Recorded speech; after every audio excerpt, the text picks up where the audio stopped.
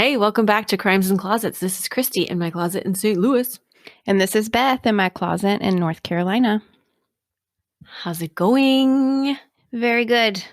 Christmas is behind us. Oh, I was just going to say, Merry Christmas, everyone. Hopefully you had a very Merry Christmas. And yes. And a Happy New Year. Yes, looking forward to New Year's plans. Yes. What are you doing for New Year's? Oh, you're not in town, right? Yeah, no, I will be actually, when this drops, I'm going to be traveling to Gatlinburg, Tennessee with some friends. Super fun there. Super fun. Yeah, we rented a big old house and it has a game room and a movie room and all this hot tub. And we plan to, our plan, I don't know what all the other families are doing because they may go out and do, like somebody talked about doing Dollywood and whatever, but we are hunkering down and enjoying the place that we spent money on and staying safe. Yeah, I know. Oh, gosh. Yeah. It's going to be so pretty in Gatlinburg, though. I do think you should at least drive around. Well, no, we will do that. And I'm sure that we'll go grab some dinner somewhere, but we do not plan to do all of the touristy Dollywood, whatever else there is. That's the only thing I can think of right now, but whatever else there is. And I probably will try and go to that true crime museum place. The Alcatraz East? Yeah. Dude. Yeah. Yes. You will like it. Yeah. Well, I don't want to give up on that. So it might be just myself running through real quick, on my own. But there's no real quick there, honey. But it's really fun. And it wasn't super crowded. You have to wear your mask and everything. So I don't know that I feel like Emery would like it. Yeah, I know. I think he would. So he thought it was cool that it was there. So I will probably try and find a time for us to go, but I don't think I'm going to bring I don't want to bring the kids because. Yeah, no. Yeah, that wouldn't be good probably. But anyways, quite a bit of death. Yes. Very nice. So, yeah. All right. But yeah, so speaking of New Year's, though, after New Year's, which is next week, the 3rd, January 3rd, we are not dropping a typical episode. We are going to do a live on the 2nd, the Sunday, January Sunday 2nd. Night. So we need on the Instagram. Yes, on Instagram Live, just, Q&A. Maybe we'll find some fun topics to talk about before then.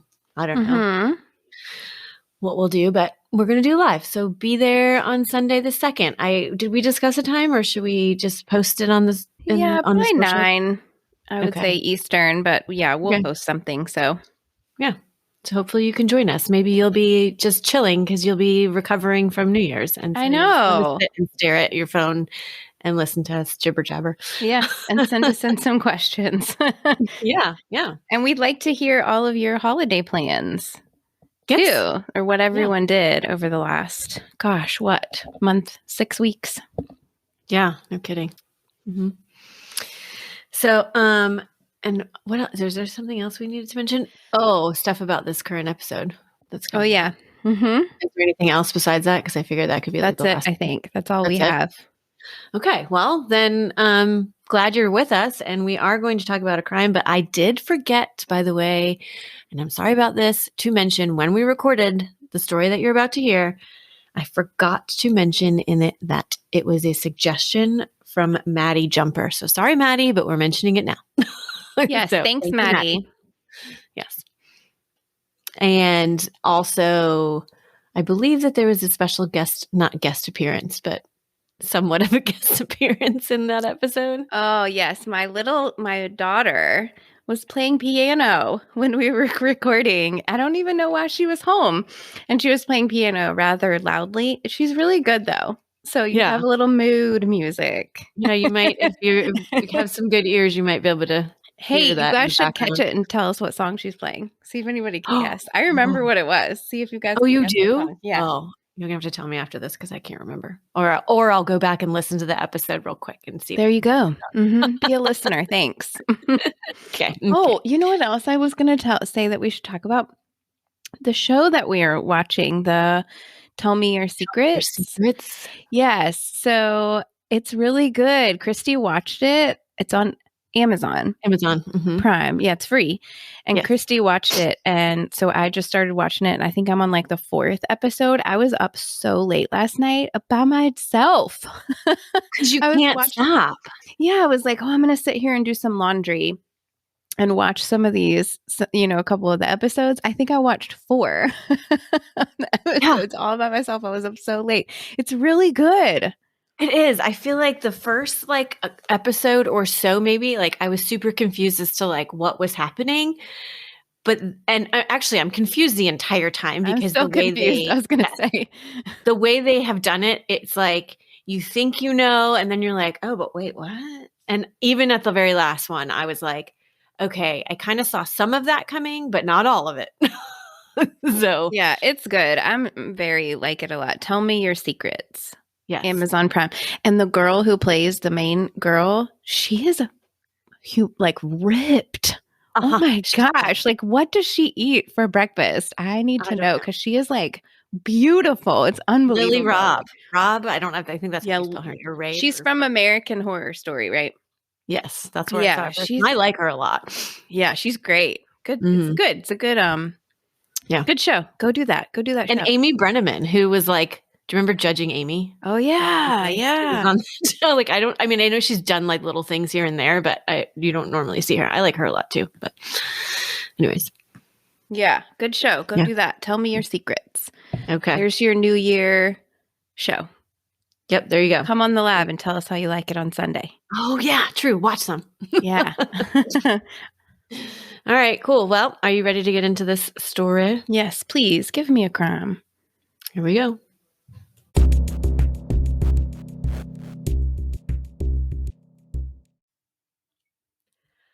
All right.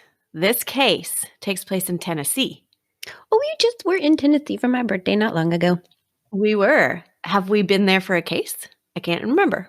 We talked about this last week. The Closet Killer was in Tennessee. Oh, true. See? In Nashville, actually. So, yes. And I don't know who else, but I'm sure we have. Right. Yes. Okay. So this is not there. It's a small town called Fountain City, which is just outside of Knoxville. Okay.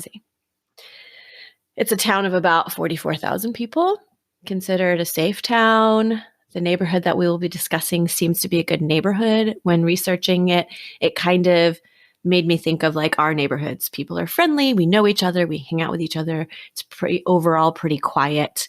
But if something bad happens, we'd be like, oh my gosh, I cannot believe that happened on this street kind of thing. Mm-hmm. I mean, I'm sure that's a lot of places, honestly, but just when I was looking into it, that's what I was thinking of. So here we have Emma Walker. Do you know that name? I mean, do I? No, I don't think so. Okay. Emma Walker from Tennessee. Emma Walker, her brother, and her parents live in this little town. And in 2014, Emma is a 14-year-old freshman at Central High School. She had recently joined the cheerleading squad. And she is well-liked and goofy, as some people would describe her. One of her friends said in an interview that some people may think of cheerleaders as superficial. I am not taking a stand either way on cheerleaders. Here, be clear. But this is what this gentleman said. But she was not, as he's quote unquote, the typical cheerleader. She was not. She wasn't superficial. She did well in school. She was a good friend, goofy, did silly things like videos on Snapchat where he would be like, you need to stop doing that. And she was like, no, it's fun. Whatever. So anyway, goofy kind of girl and super pretty, by the way. You mentioned that last week in yours. Super pretty. Yeah. When you see pictures of her. Aww.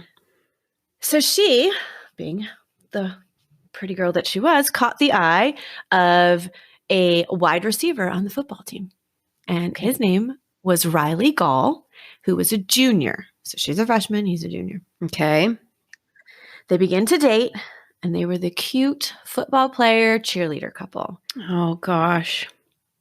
Now, Riley had been raised by his mom and his grandparents. I don't know the circumstances. All I know is his mom and his grandparents. Okay. His friends will refer to him as not the typical football type. He's not the jock.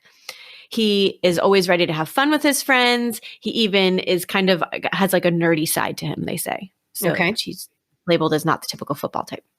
or jock type, I should say. Emma's parents describe him as sweet, and he had this boy next door kind of vibe. Cute. So they like him. They did. They loved him. They thought he was great.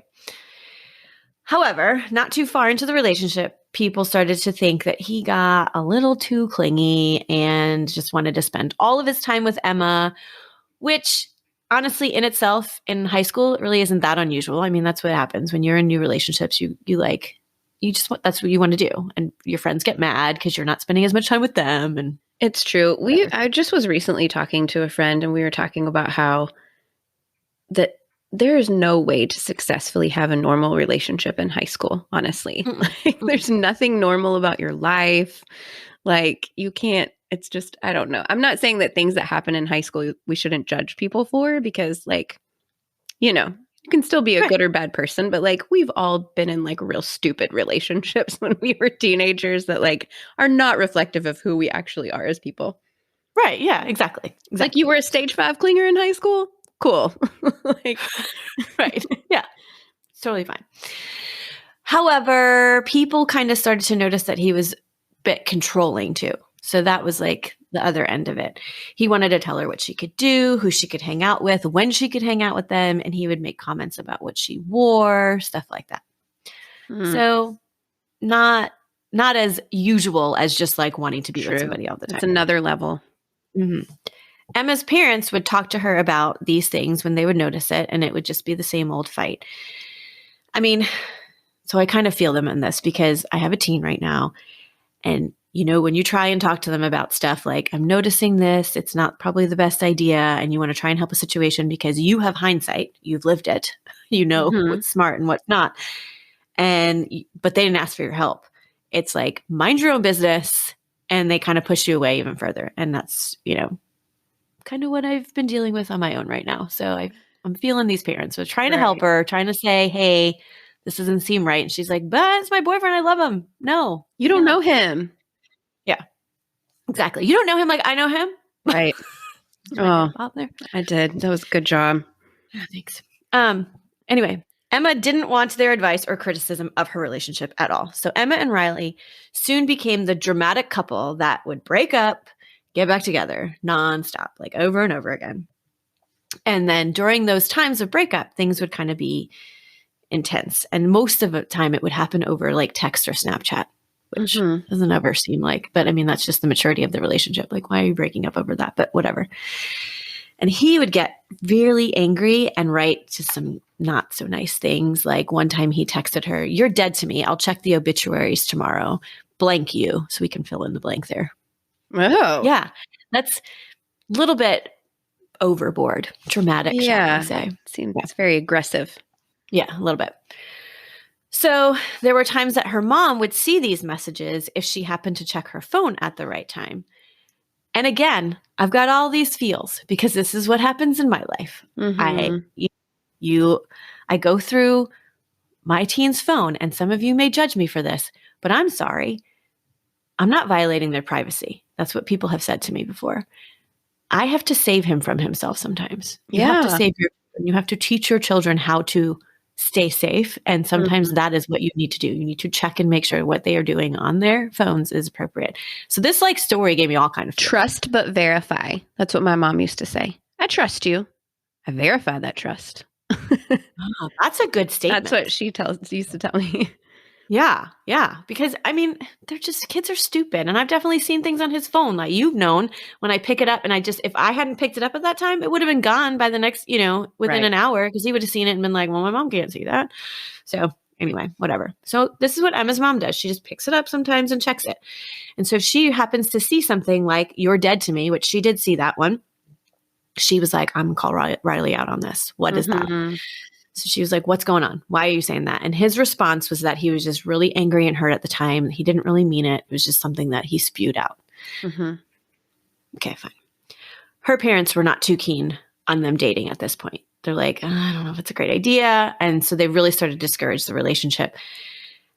But Emma and Riley actually had been together kind of on and off for 2 years. So it was like this struggle, I feel like, for most of those 2 years, because I think the red flags started not long into it. It's probably like a few month honeymoon period. Riley had actually graduated from high school and was a freshman in college locally, but he still lived in the dorms. And Emma is a junior. We're in 2016. And at some point, her parents become real concerned and end up taking her phone away and banned Riley from being in their house. Ooh. Yeah. However, Riley ends up giving Emma an iPod Touch. Wasn't this in another? Oh my gosh. What's up with the iPod Touches? It was in our Halloween collab. Yes. Girl. So he gives her an iPod Touch and they can still communicate because when she's in Wi-Fi, she can still text as if it's like an iPhone. So this, them banning him and taking the phone didn't really keep them apart. Around Halloween of 2016, Emma's parents finally ground her and limit all of the activities that she does outside the house. Like she can go to school, she can go to practice, and maybe to a friend's house randomly, as long as they know, exactly where you're going to be. So they probably have to bring her or at least confirm that she's there, whatever. And this seems to work. So she ends up spending some time away from Riley and must have realized how toxic it was for her to be with him. And so she started hanging out more with her friends and with her family and like talking to them and just, people that just will like build her up. Right. Exactly. Yes. Good for you. She Good just girl. needed that break, which again is what we have found. We give him a break from his cell phone and all of a sudden he's our friend again and he's hanging out and talking to us. I'm talking about my own kid right now. So it's definitely worth doing. So she ends up telling Riley, okay, we're done. And we're done for real this time. Done. Which according to Riley's friends, he doesn't take it too well. And I only saw this in one source. And so I don't really know a whole lot of the details about it. But his friends say that while in his dorm one day, he takes a bunch of Vicodin and alcohol attempting suicide, but doesn't succeed. But there's not a whole lot of information. So I don't know if it's something that is known to have happened or maybe he told them that he tried to do. I don't know. It's not clear. I see. Needless to say, his friends are worried about him because even if he makes it up, like that's making up for sure. Extreme things to get attention for this. And Emma just seems to be moving on and is doing fine with this breakup. So on November 21st, 2016, Emma is in bed and it's around 6 a.m. Monday morning. Her dad has already left for work and her mom is just kind of up and about and goes into her room with some laundry to set it on her dresser. And as she walks in, she calls her name to wake her up, but there's no answer. So she kind of taps her leg and says her name again, and still there's no response. So she stops and looks at her and immediately goes into a panic because she's so still, doesn't even look like she's breathing. So she checks and she isn't, and she doesn't have a pulse. And so she screams for her son, who comes running in to try and help, and her mom calls the police. And the audio for this call is just devastating. I mean, lots of audio is, but she's telling them that her 16-year-old daughter's not breathing, has no pulse, and that she's gone. Like she knows. She's like, she's dead. She died. I can't imagine. You just go in the morning, you have a good night, you wake up, you have your coffee, go wake your kid up, and oh my God. Yeah, right. Exactly. So she has this Emma on the pillow next to her face. There's this substance on the pillow that looks like vomit. So when the police first get the call, they get it's sent in as a attempt or a suicide because they figure she must have taken something. Oh. So that's how, when her mom is describing it, it's how it gets sent to investigators. There's no evidence when they get there that anybody has come into the house. They were legitimately positive, like 100%. Nobody has come into this house. Nobody, like doors are locked. There's nowhere that they could come in. So they questioned everyone in the house about what happened the night before and that morning. Her dad says that he woke up around 3:30 in the morning to what he thought was the sound of a door slamming. So he got up, walked the house, went in, opened both kids' bedrooms. They're both sound asleep. And he was like, well, I don't know. I mean, everything's locked up. Everything's good. Maybe I just like dreamt that or something. And so he goes back to sleep. He didn't have any idea what he'd heard. So it spreads throughout the area, what happened to Emma, the neighborhood, the school. Friends at schools are devastated. They're all confused because they're also hearing these rumblings that she committed suicide. And they're all like, this doesn't seem like something that Emma would ever do. So right. Out of nowhere kind of thing. Yeah. She was happy. She never had a reason to think that, or they never had a reason to think that she would do it. Riley is so broken up. He's posting on social media about how devastated he is and how the love of his life is gone and how he still loves her, even though at the time that this happened, they had already broken up. But clearly he still wanted to be with her. So I watched this show on the case, and one of the investigators assigned to the case actually got choked up talking about Emma because he had a daughter around the same age. And he said when he walked into her room and saw her lying there, she was just so peaceful, as if she was just sleeping. Like, that's how it looked. That's, didn't look like there was like this struggle or anything. She just looked like she was lying in her bed and just like died. And so as they're looking around the room and at her bed, they notice that vomit-like substance next to her is not vomit. It's actually brain matter. So they turn her face, because she's just laying on the pillow. They turn her face and they see a bullet hole just above her left ear. Yeah. So they take notes and they're like, okay, let's look for the gun. Like, clearly this is a gunshot, blah, blah, blah. No gun in the room at all. So they're like, well, this can't be a suicide because there's no gun. Like, she couldn't have shot herself, brought the gun somewhere else, and then went back into bed. So they started asking more questions. The family has a gun safe in the house, but all the guns are present in there. Nothing has been fired, whatever. So they're like, well, it's not a gun from your house. And they clear the family pretty quickly. But they also know for a fact that nobody has entered the house. They had said that. They're like, nobody has come in this house. So how does a 16-year-old end up dead with a bullet hole in her above her left ear? Laying in bed, looking like she's just sleeping, peacefully sleeping. I'll have to tell you that after this break.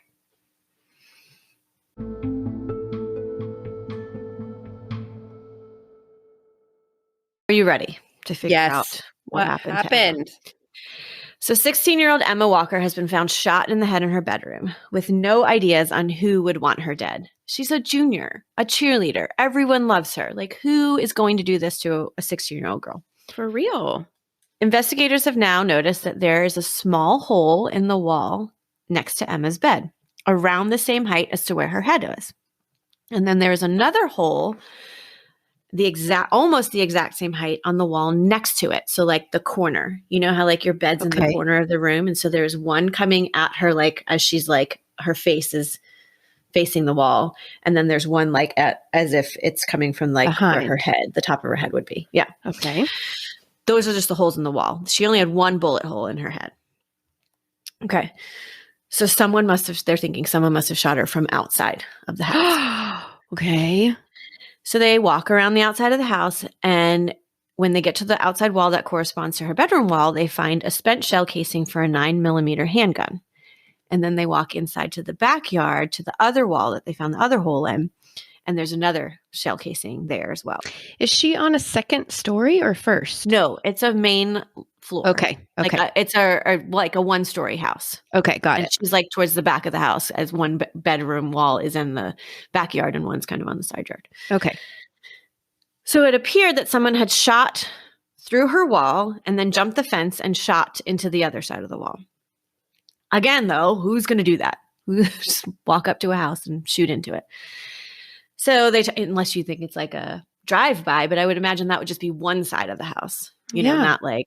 And then the way the bullets came in the wall, it was very deliberate, because they knew where her room was. Yes, they knew where her room was. They knew maybe where her bed was, and the bullets were like the same height coming in, pretty much. So it was like, I don't know. They still don't have an obvious suspect though, so they talk with the family, with friends from school. Not even Riley? Well, I mean, yeah, there's thoughts, but he's, devastated too. Everyone's just devastated. And so there's no, plus, yes, he was a little weird, but do you jump to he would shoot her and kill her? Yes, I'm sure these thoughts are in their heads, but it's not 100% obvious that it would have been Riley at this point. Okay. So as they talk to friends and family, some of the pieces start to fall together. A couple of days before the murder, on Friday, November 18th, Emma goes to a friend's house after the football game. One of her best friends, Zach, went over to the same house, and when he got there, Emma was clearly upset about something. So she tells him, I've been getting these weird text messages from an unknown number. And one of them says something along the lines of, go outside alone. I've got someone you love. And if you don't comply, I will hurt them.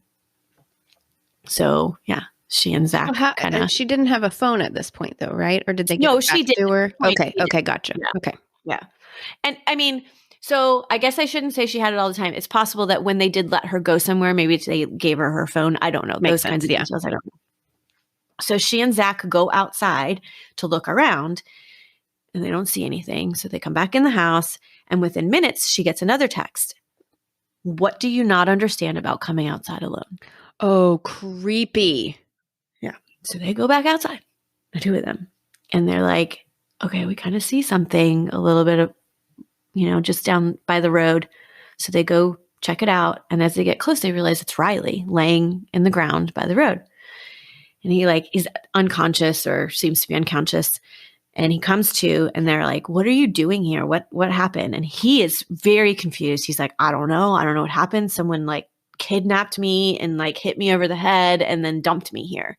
Did he have a thing on his head, like a wound or something? I don't know. That wasn't stated. So maybe not, probably not is my guess. Okay. So Emma's a little bit freaked out, and her and Zach go inside, and basically she's like, leave me alone. Go away, Riley. So she's kind of a little bit suspicious, I think, of Riley at this point. And so, because even Zach said for whatever reason, she thought it was Riley or his friends playing a prank on her. Okay. Stupid prank. Yeah, it's scary. Yeah. Don't do that crap. That's what she thinks. And Riley's friends later confirmed that he told them that he was kidnapped, but he didn't want police involved when they suggested calling the police. They don't know why he doesn't want them, but he's like, no, I don't want police involved. I'm fine. And so they're kind of like, well, I don't know if we believe that this actually happened to Riley either. They don't. He's not been the most trustworthy person, I don't think. They think maybe it was just a ploy to get Emma's attention. So Emma's quite shaken by all of this, but stays the night at her friend's house, and she leaves the next morning. And while driving through her neighborhood, she notices someone walking down the street all in black. Black pants, black hoodie, black shoes, and possibly even something covering their face, but I'm not sure about that. And they were walking in the direction of her house. I mean, she doesn't necessarily think they're going there, but that's the direction they're going in. Okay. So she's a little freaked out because of the events of the night before. So she pulls right into the garage and closes the door behind her and goes in the house because nobody's home. A few minutes later, someone is ringing her doorbell nonstop and banging on the door, and she's convinced they're trying to get in. And when she looks out the window, it's that same person dressed all in black. Okay. So she starts group chatting her friends, freaking out. Oh my gosh, somebody's trying to get in my house. I'm just letting you know in case something happens. Call the police.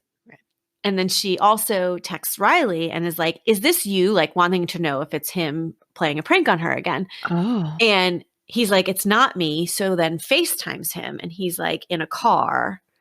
Oh. With, I don't know, something else on, I guess. I don't know. So she's like, I'm really scared. I don't like you right now, but I'm scared and I need your help. I need you to come help me. So he's like, I'll be right there. I'll race over. So meanwhile, at this time, the person has left. So Emma and Riley, when her mom comes home, because she clearly calls her mom too, Emma and Riley are standing outside the house when she comes in. And oh my God, go inside. Go inside. I know. I don't know why they're standing outside. But her mom's annoyed that Riley's there. And so he's like, well, I'm just here comforting her. She called me, blah, blah, blah. But she's like, I don't care. Get out. Go away. So now they're also thinking, look, maybe Emma has a stalker, and maybe somebody did take Riley and drop him there. And whatever. Right. And so they're like, well, maybe someone else saw this guy. So they start to canvass the neighborhood, and a neighbor has a camera that faces the front of the neighborhood. It's in the back corner of her house, and it faces the front of the neighborhood. So she starts going through all the footage, and she realizes that on that Saturday, she has this person in black, on camera, walking. And they're walking with a purpose. They're not just meandering down the street. They are specifically walking. And so she hands it over to police, but there's nothing identifying about this person. They literally are just somebody dressed all in black. So they bring Riley into questioning, basically because his name just keeps coming up when they talk to people. Riley was here on this night when we were sleeping over, and he was in a ditch, and then this and whatever. And he's there the day that somebody comes knocking on our door. So They question the kidnapping story, and he's like, yeah, that happened, but I didn't want to call police. It's fine. Also, this interview, you can watch this interview. There's a show, Murder in the Heartland, and it's season 2, episode 2, that this is about this story, and they have footage from different parts of this case, and so you can see the interview with Riley. And he immediately just sounds really strange on this interview. They ask him about the day that Emma called him in a panic over the person dressed in black, and he keeps referring to her in the video as the girl. Like he says, the girl texted me. And they were like, what girl? You mean Emma? And he's like, the one that passed away. You mean your girlfriend for 4 years? Right. Emma? Exactly. That girl? Like, why don't you say Emma or my girlfriend or the love of my life, ex-girlfriend, anything other than the girl or the girl that passed away? It doesn't sit well with me. So they ask if he would ever hurt Emma. And he's like, I'd rather hurt myself than hurt her. So the girl. No. Yeah, the girl. I'd rather hurt myself than hurt that girl. His mom was with him during this interview, not in the room, but she was like at the police station with him. And they asked her, to come in and like just talk to them or whatever, ask questions, but she refuses. She doesn't want to give a statement. She doesn't want to talk to them. She's very uncooperative.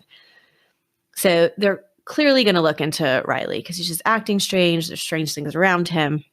And so they start looking into his family and they realize that he's pretty clean. Like himself is clean. Like he's never done anything. He's never even had a speeding ticket. He's clean. But his family has a criminal history. Nothing violent. I don't know what. Just some things are criminal. So they look into their social media accounts. They see Riley's post about how much he loves her and misses her. And then on his mom's account, they see a post from the Friday before Emma is killed. And it says, if you mess with my son, I will come after you. Right? Weird. I mean, I'll come after you too if you mess with my son, but I'm not going to post it on social media. I thought you were going to say, I'm not going to kill you. Well, that too. No, I'm just not going to post about it. I'm just going to post about it. If something happens to you and I didn't do it, I don't want to be called out for it. Don't check my Facebook. Yeah. Anyway, just kidding. So investigators then get a call from another police officer from a different precinct, I think, not affiliated with this case at all. And he mentions that Riley's grandfather had reported a 9mm handgun stolen from his house. Oh my gosh. And Riley's mom was living there at the time. Like she had moved out of her house or whatever. I don't know those circumstances, but moved back in with her parents. And Riley's living at the dorms. So they're like, oh, maybe it was Riley's mom. Like she's pissed. Mm-hmm. So they pay the grandfather a visit. He shows them the box that this gun was shipped to him in, and it's missing. And inside the box, there's 2 spent shell casings that they explain that they're like the test shots that had been taken with the gun before he got it. But I guess they included those shell casings in. I don't know why. I've never bought a gun, so I have no idea why they would do that. But it's weird. They were in there. So they take one of those and they realize that the markings are the same. Okay. For the one that was outside of Emma's house. So now who are you thinking at this point? The mom. Yeah, that's where my head goes too. Mm-hmm. So then police get a visit from a couple of Riley's friends. Okay. They come in to talk about how strange he's been acting lately. Well, they come in voluntarily. Mm-hmm. Okay, yes, okay. They call. Like he's been acting strange. Not really sure if he could do this, like if he's actually capable of doing this, but it's really strange how he's been doing. And they tell him about the kidnapping again. And how he didn't want the police involved. And then they say how Riley told him this is why they came in, because they thought at this point, now this is really strange. We need to contact the police because Riley says, I stole my grandfather's gun for protection and I need help getting rid of it. So what he told his friends was that what happened to Emma scared him and he thought somebody might come for him. So I stole the gun, but now they think that that's the gun that was used. And so now I need to get rid of it because if they ever find it on me, I'm going to get in trouble. They were like, his friends are kind of like in the air, like, well, I mean, that's kind of weird. So maybe he did do it, but really, can we see our friend killing his ex-girlfriend. No. And it would make sense that he would want protection because he got kidnapped, allegedly, and now because of Riley or because of Emma. Right. And now Emma's dead. So it's like, are they coming for me next? I mean, if it's your friend and you want to believe the best out of your friend, right, that is something you would say. Yeah, exactly. But fair for them to be like, but it's still kind of strange. So we're going to come talk to the police and let them know that this is going on. So they also say, we want to volunteer to help you guys get this gun from Riley so that you can either clear his name or figure out that it's him or whatever. So they offer to pretend that they will help him get rid of the gun, and then so that the police can arrest him. Right, because even if it's not him, they're thinking, he's our friend, he may or may not be innocent. If he's innocent, it's okay for them to have the gun because he's innocent. Right. And if he's guilty, then they clear him. Get him. Right. Too. I mean, I think they're on that fence. Like, if he really did this, then arrest him. If he didn't, then we'll clear his name. They were like, fine either way, essentially, with doing this. Good people. So they are. I mean, and these kids are like 18. Right. See, they're kids. Teenagers can be all right. Yeah. So the police explain all the risks to them and they understand it. And they're like, it's fine, but we want to help. So they wire them up and they give them mics on their clothes. And then they have a key fob that has a camera on it. And they also give them a code word that they're supposed to either say or text to police when they see the gun. And they ingrained it in them, do not tell us this code word until you see that gun. Because if you think that there's a gun on him or whatever, and we come in and arrest him and there's nothing, then we've got nothing. And now he knows that you're in on the deal. And so you've got to see this gun. Do not call us. Do you know what the code word is? No. I searched and searched. Such a letdown. I know. Because I thought yesterday, actually, when I was typing all this up, I thought, oh my gosh, why didn't I write the code word down? That's silly. So I went back and watched it again and I was like, oh, they never said it. Dang it. So anyway. But there's also some of this video on that show. It's on Amazon Prime, The Murder in the Heartland. Okay. So you can see them kind of messing with the camera before, oh, is this the way it goes? Blah, blah, blah. And then you see they must have put the key fob on the table and it's facing Riley when they invited Riley over. All very interesting. So the boys invite Riley over to hang out and start talking to him about how to get rid of the gun. And they ask him, because he's like, I didn't do this. I just want to get rid of this. And they're like, well, but if you didn't do it, then why not just turn the gun in? Just give it to them. Be here, test it. He's just like, well, the gun won't match. So even if they get it, it won't match. And they're like, okay. So again, why won't you just give it to them? And he's like, I don't know. It's just better off if I get rid of it. I want to throw it into the water off the bluff. Blah, blah, blah. And then so just go do that. You don't need your friend's help to go to the bluff and throw it off. Doesn't make any sense. Right. Well, one of his friends actually in that video footage was saying Riley, dude, I've thrown rocks off of that bluff and I can't hit the water. So what makes you think that gun's going to make it to the water? And he's like, well, we're going to climb down and go here, blah, blah, blah, and throw it in. And he was he had it all planned out. Okay. And he's figuring that if it ends up in the Tennessee River, the police will never find it. So the boys agree to this. They stop by Riley's stepfather's house where he grabs this pillowcase filled with it's full of stuff. But they can't see what's in the bag. So they keep driving. They go to a drive-through. They end up getting some food, blah, blah, blah. And then they drive into this apartment complex where apparently they usually park to go to the bluffs that they're talking about. And as they're sitting there, Riley starts to take things out of the pillowcase. And they don't have the video footage up on that show, but they have the audio. And all of a sudden you hear one of the kids go, whoa, that's a real gun. That's a real gun. And you can tell he's kind of oh crap. This is for real. Anyway, so immediately upon both of the kids that are sitting there text the code word to the cops, and the police come rolling in. They arrest Riley on the spot. And in the front seat of the car was the handgun, black pants, black hoodie, and black tennis shoes. So kind of looks like Riley was the guy dressed in black.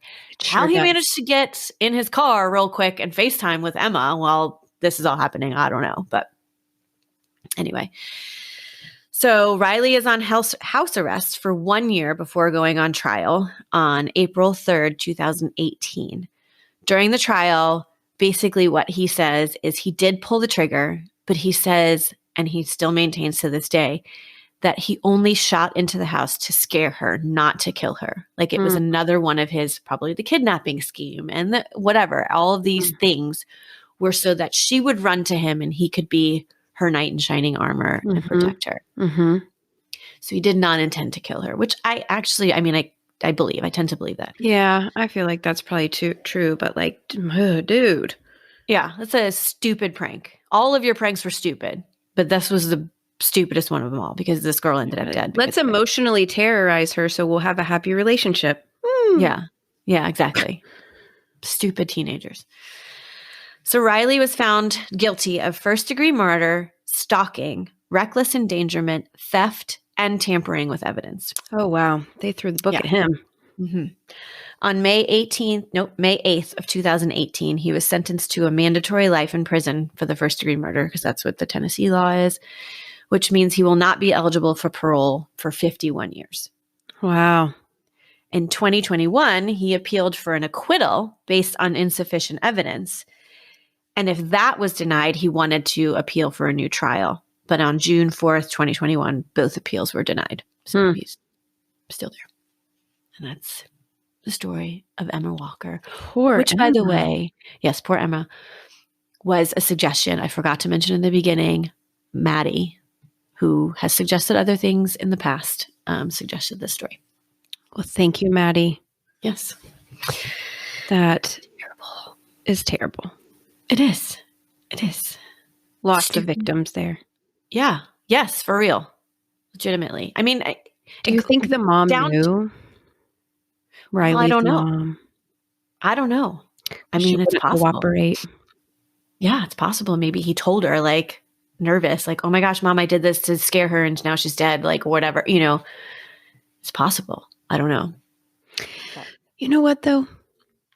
If he's going to scare her, which I agree, that seems to be based on his past history. He wasn't trying to actually hurt her, but he was trying to freak her out. Yeah. The whole kidnapping thing, ringing the doorbell, man in black thing. Yep, those were not to hurt her.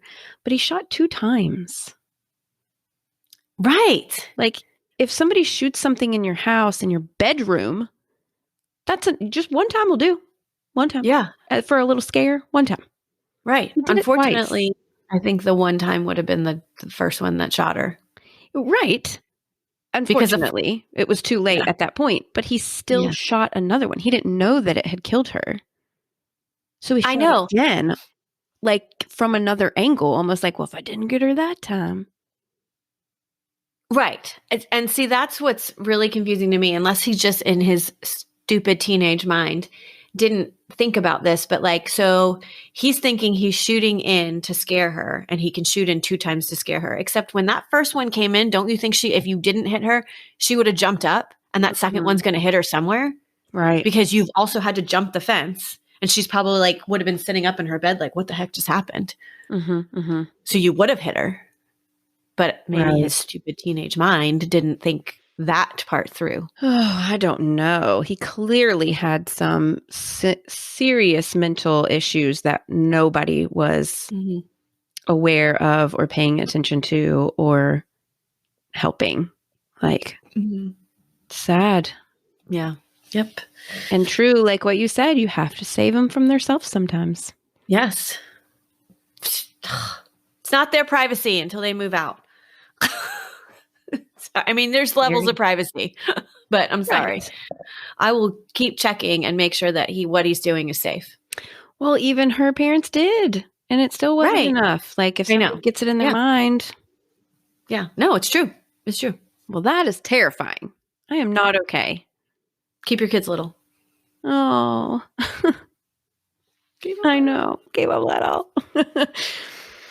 Well, thanks for telling the story. Thank you, Maddie, for that suggestion. That is really scary. I think as a parent, those are the ones that haunt us, I think. Anytime you have a young person and it's like you do everything you can and still they grow up and act crazy. Yeah. Yep. And I do think that Riley probably got what he deserved. Oh, yeah, for sure. So young, but like, I hope he's getting help. I mean, if he was that unstable, then he needed to get help in general. So something had to happen. Yeah. thankful for like people like his friends who, were his friends, but still were like, this family needs answers. We need to help. Yeah. We need to do the right thing. Right. Yeah. Yeah. Oh, well, poor Emma. Poor Emma's family. Poor Riley's family. My gosh, it's awful. It's just so awful. It's awful. Everything we do here is awful. I know. So they have a park named after her and I believe a room in a hospital. I'm not sure like what the reason behind that was. I can't remember, but something in a hospital, but they have a park. And they also just recently in March had a like service for her, I think, in that park because it would have been her 21st birthday this last March. Wow. Oh my gosh, that's terrible. Way too young. Mm-hmm.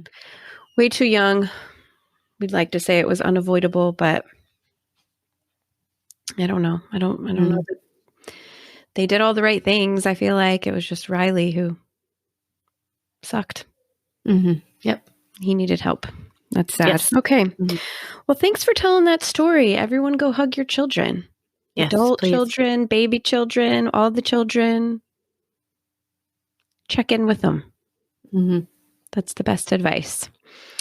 And come find us on social media. And I'm sure Christy will be able to continue to tell the story of Emma through pictures. And so we can all go look at how pretty she was and wish her family well. And always remember, the world is scary. People suck. Hide in your closet.